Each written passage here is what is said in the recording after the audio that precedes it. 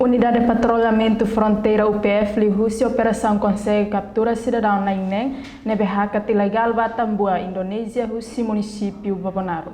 UPF, Superintendente Euclides Belo informa idane, mas jornalista Sira foi participa preparação aniversário PNTL Badala Ruanulure Sinrua e a Academia Polícia Comoro Dili, quinta-feira semana ne.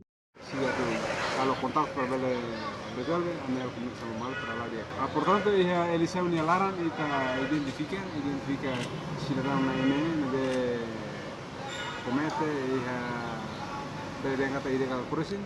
Objetivo tambah questão familiar, questão emergência, balum tambah dia mata dia muris.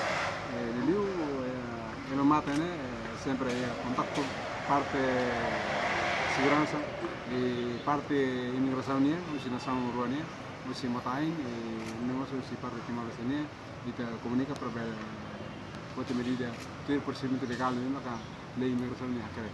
Portanto, me ve o ilegal corruption nacional ini maka kita captura ne, kita kanaliza ba parte saudinya, matain, e depois parte imigração pode medida ter grau envolvimento ilegal corruption ini sudah kena.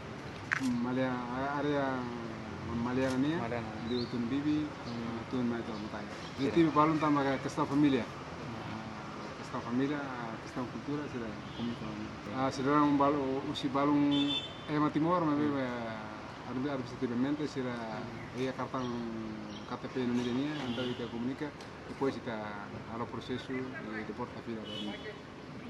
Comandante Nemo Satutan, Serviço Migração Nação Ruanian, foi medida tuir procedimento legal nebe maclei migração nian hakerekona. Conaba atividade de negócio ilegal e a fronteira, nedehan hahu menos, tambah UPF coopera com a autoridade local Sira, ou de halo educação cívica baia comunidade Sira e a linha fronteira.